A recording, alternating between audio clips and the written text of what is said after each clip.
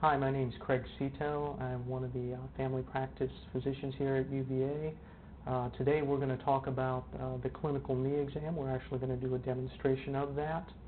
I have with me, helping out, this is Jay Zimmerman. He's one of our fellows here at the family practice department. When we talk about the clinical knee exam, I think certainly the most important thing we need to remember about that is that we want to have a knee exam that we can repetitively do and methodically do every time we see a patient who comes in with knee problems. As far as the setup of getting ready to do the knee exam, we want to make sure that we have a well-lit exam area. We want to make sure that the patient has clothes on that appropriately expose the knees, as well as the upper part of the thighs where we can see the quadricep muscles. And then we want to have a table that allows the patient to sit as well as lay back and allows you room to maneuver on either side. Now the basic knee exam consists of 4 parts. The first part is the inspection, second part is palpation, then your range of motion, and then we'll do ligamentous testing and some special tests after that. And we're going to break that up and take that one by one. The first part of the knee exam is going to be the inspection, and there's a lot of good information that we're looking for when we're inspecting the knees.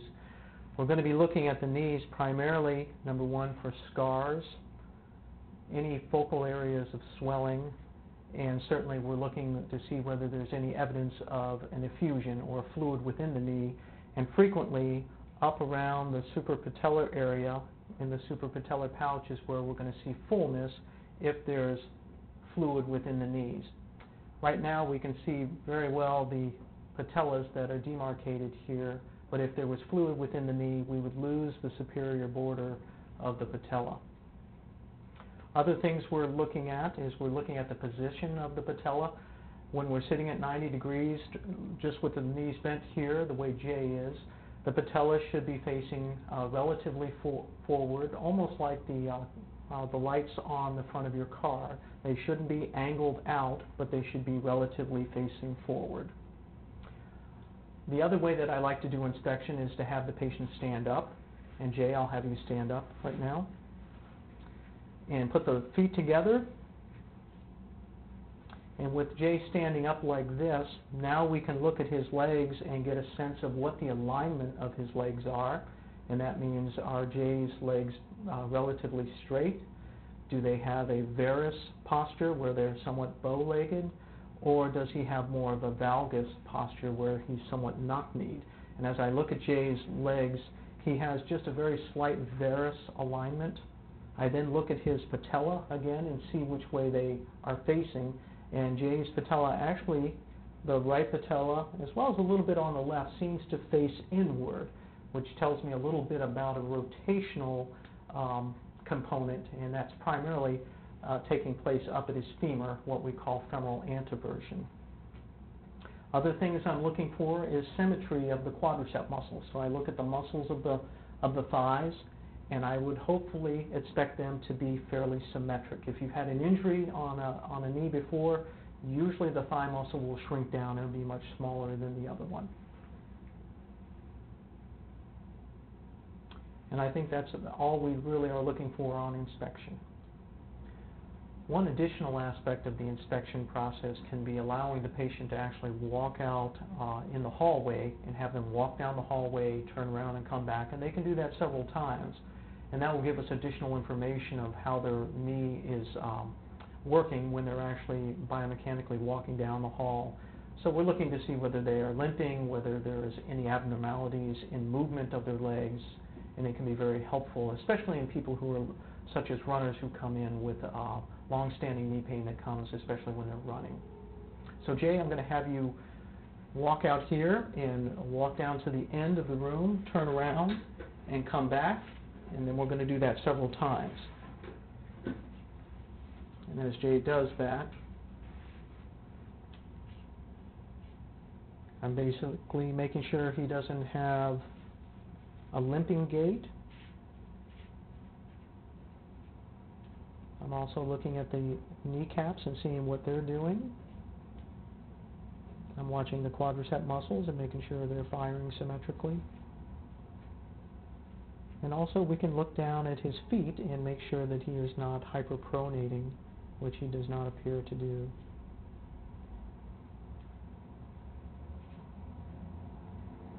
Okay.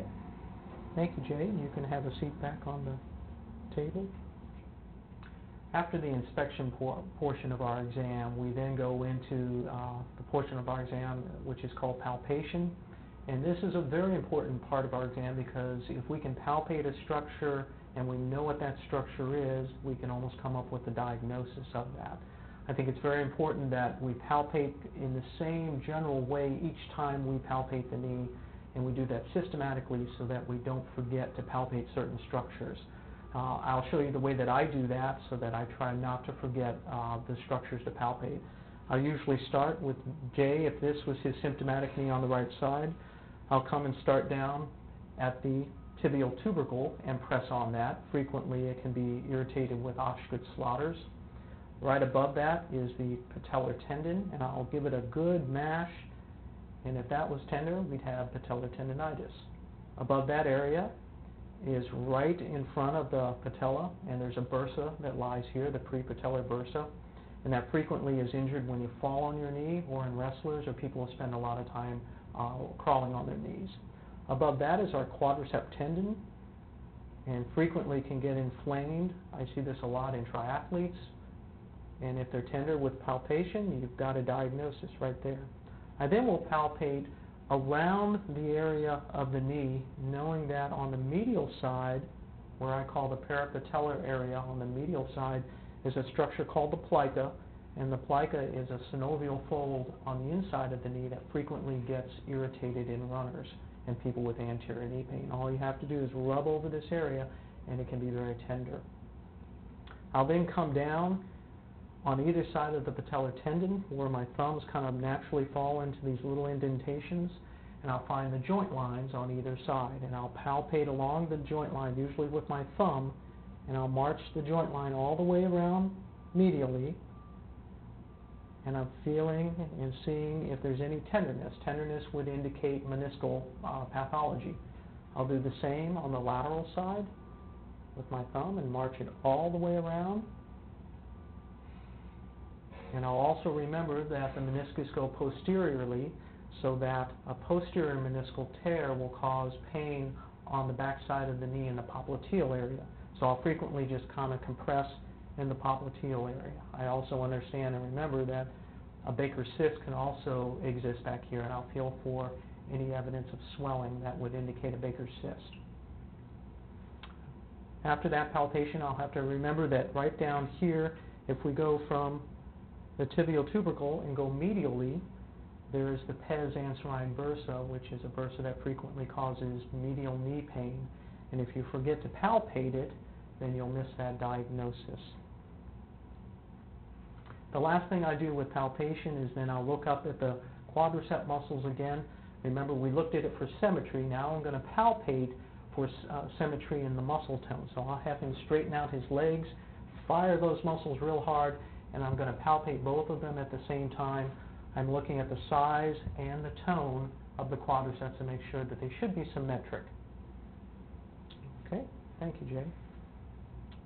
And that's the majority of our palpation.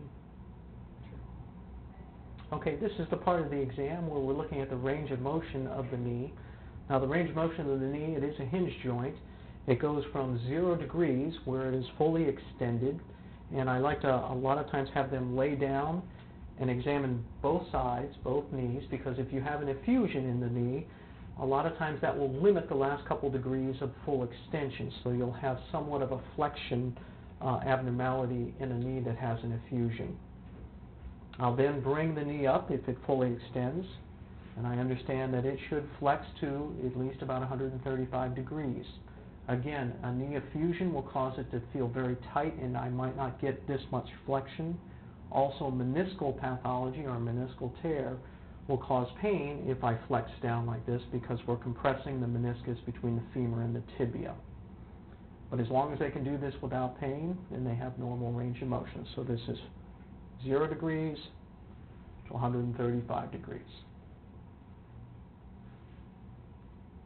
The next part of your exam is going to be the ligamentous testing, And again, I tell students and residents that we do ligamentous testing to check for injury to the ligaments. And based on the history, we'll decide whether we're going to do that portion of the exam with a certain patient. If they have no history of trauma to their ligaments, then it's probably not a helpful piece of the exam to do. But I'm going to suppose that Jay had some injury to his ligaments, and we want to make sure whether one is looser than the other. While he's sitting here, I'll usually check the medial collateral ligament first. He's at 90 degrees here. I'm going to extend his leg all the way out, and if you'll see my hand placement down here at the base, right above the ankle, and I give it a very good firm grip so he doesn't internally or externally rotate. I keep it very firm. I then use the palm of my hand as a fulcrum on the lateral joint line, and these are my two contact points, and then I gently give him a valgus stress, and I'm trying to open up this joint by pulling this way. And if the ligament is intact, I should not be able to open the joint line. If you can open it, you should feel a good end point if the ligament is intact, but is just a little bit loose. People have different laxities of their ligaments, so if you feel like a ligament is loose on this side, then you need to compare it to the contralateral side, because if it's the same way on the other side, then that's a normal exam. So I'll come down, full extension, and then I'll also bring them down to about 30 degrees, and what that does is it makes the ACL and the PCL ligaments inside the knee relax. And then I'll re-stress him, and this time you'll get a little bit more movement, but you should still have a very firm end point. I'll put that down, and then I'll come around the knee. So testing the lateral collateral ligament, I'm going to come down and put, again, taking a look at my hand placement above the ankle very firmly, and then the palm of my hand on the medial joint line. At full extension, I'm going to stress him, give him a varus stress. And you can see he really doesn't open up. He's got a firm end point there. I'll then bring him down to about 30 degrees. And you can see he opens up a little bit more, but still has a very firm end point. And if I had any questions whether that was abnormal or not, I would then check the contralateral lateral collateral ligament. I'd come on the other side and make sure that that was symmetric in the way that it felt. To evaluate the two ligaments that are on the inside of the knee, the ACL or the anterior cruciate and the PCL, the posterior cruciate, we have two other maneuvers that we'll do here and demonstrate. To evaluate the ACL, there are two maneuvers I'm going to teach today. The first one being the simpler of the two is called the anterior drawer. With the patient laying down, I'm going to flex his knee up to about a 90-degree angle, and then I'm going to tell them that I'm going to sit on his foot and stabilize it. Now the ACL will prevent us from actually transisting or pulling his tibia forward. The ACL will hold the tibia stable and not allow me to transfer it forward. The PCL prevents me from translating it backwards. Okay, so in this position, I'm going to sit on his foot. I'm going to feel for his hamstrings and ask him to relax these muscles here, because they would give you a false negative test. I'll take my fingers, grasp behind, and give him a quick, sharp pull forward, and I'm feeling for how much his tibia translates forward. And he moves a little bit, but he's got a pretty good end point. The posterior cruciate ligament will not allow me to push the tibia backwards, and this is what is called your posterior drawer.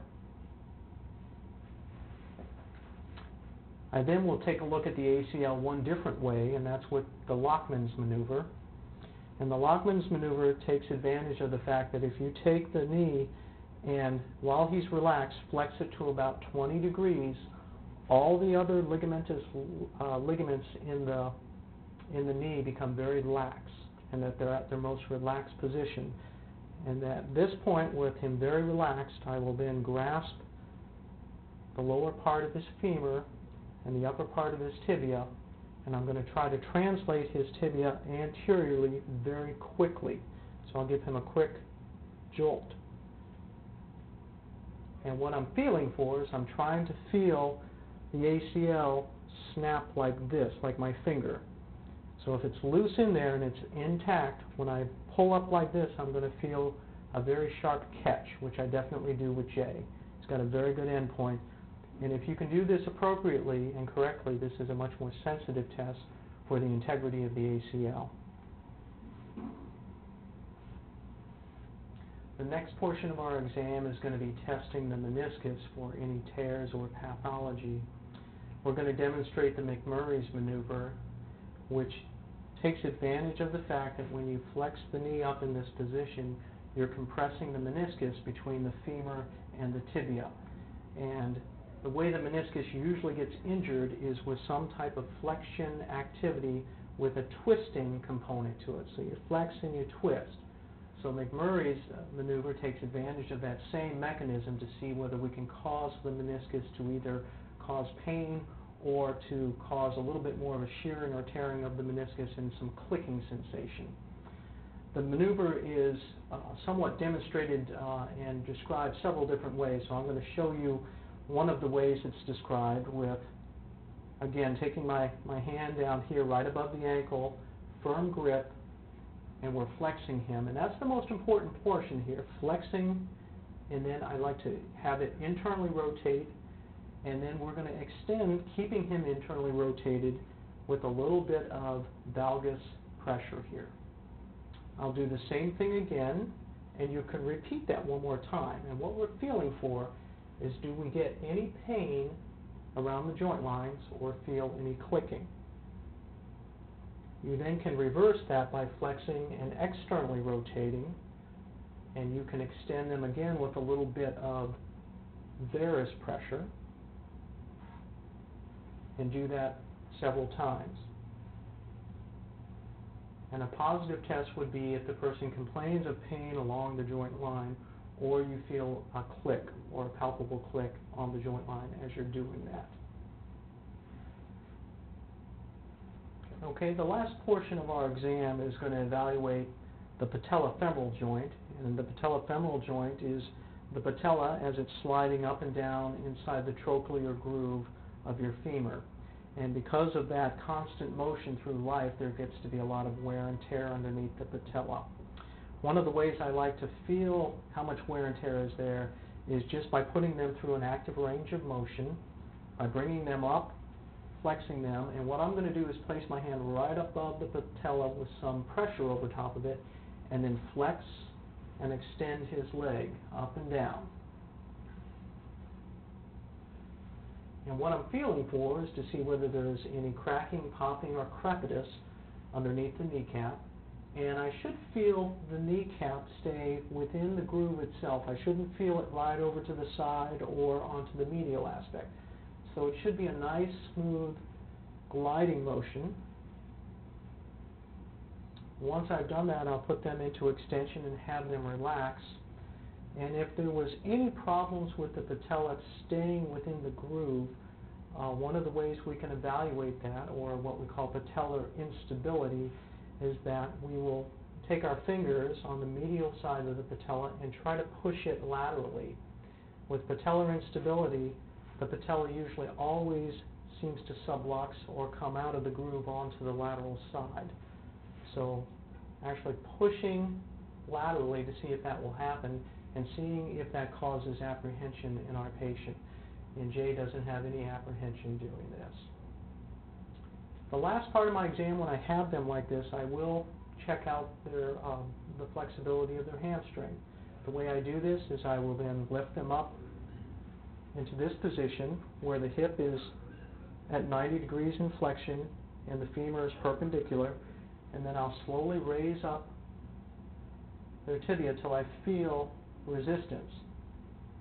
And then I estimate what is the degree from totally perpendicular that I can get his leg. So I'm looking at this degree right here, and Jay is probably looking around 70 to 75 degrees. If I could get him all the way straight, he would be 0 degrees and he'd have very flexible hamstrings. So Jay's got fairly tight hamstrings on today's exam. We just completed reviewing the clinical knee exam. Now what we need to remember about that is that before we do the exam, we're going to take an appropriate history, and hopefully during that history be able to identify the mechanism of injury of what has caused the knee pain in the first place. Based on that mechanism of injury, we'll be able to either take out a certain part of the exam, or if it's unclear just what's going on, we'll do the entire clinical knee exam. Certainly we're going to remember it always starts with inspection. One important thing we're always looking for is evidence of effusion. If they have an effusion, that tells us something is internally damaged within the knee. And remembering what structures those are will help you hone in on your diagnosis.